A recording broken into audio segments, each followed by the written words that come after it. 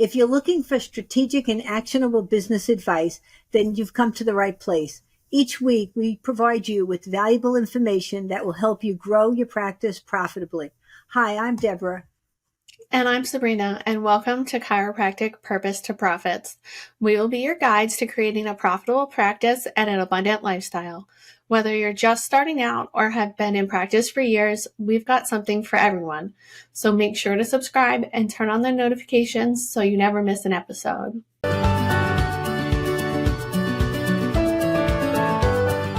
So in this week's episode and next week's episode, we're going to be talking a little bit about what you should be focusing on now that we're coming to the end of the second quarter. So if you've read the book Profit First, you'll know that we do a lot of different activities based on different frequencies. And that's one of the foundational principles of Profit First is setting up a rhythm. And now one of the rhythms that we do is we need to look at things quarterly and evaluate how our practice is working quarterly so that we can make adjustments so that we're not blindsided at the end of the year. So I know, Deb, you had some great ideas for our docs today on where we should get started on evaluating quarterly. And then next week, we'll go into a little bit more depth about what some of these things mean. Sure. So I always think it's very important looking at where you've been so you can make sure where you're going, that you're on the right path. Because so easy, we get busy and we have a lot of demands and we just don't look at that.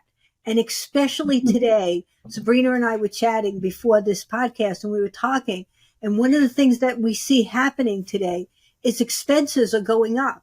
Everything's costing us more.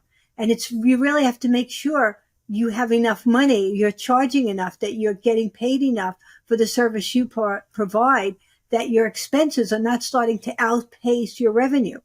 And the best way to do that is when the quarter ends is to take a look back and see what's happened. And there's a couple of things you can do.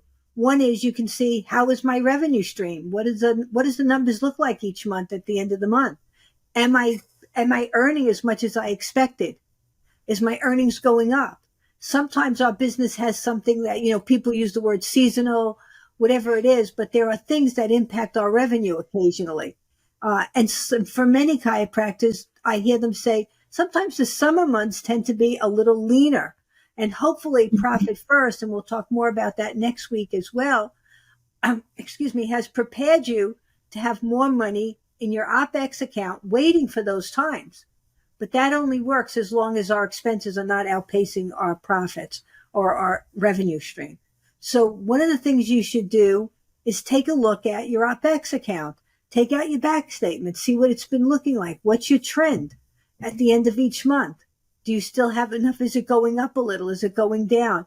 These are going to be some secrets in there to let you know how you're doing, because it's really important, and I can't stress enough, in times when expenses are going up, that you pay attention to what expenses are increasing, because you may have to change some things. And it's not always cut expenses. It may be finding an alternative. One of the things Mike McAllowitz said that really resonated with me, he said the whole thing behind Profit First is being more creative, putting on your creative hat. And now in times when you're in a situation where you can say it's inflation, whatever you want to call it, we are faced with certain expenses constantly rising. Now is the time to be as creative as possible. And it could be with the expense side. It could be doing things differently, finding a better way to achieving the same results, if not better results.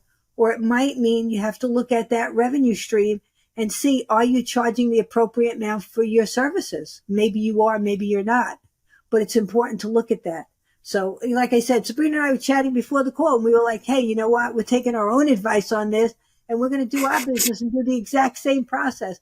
So we're going to be doing what you're doing this week, and hopefully we'll all be in a much better place and because of Profit First, we'll be some of the strongest companies out there at the end of the year.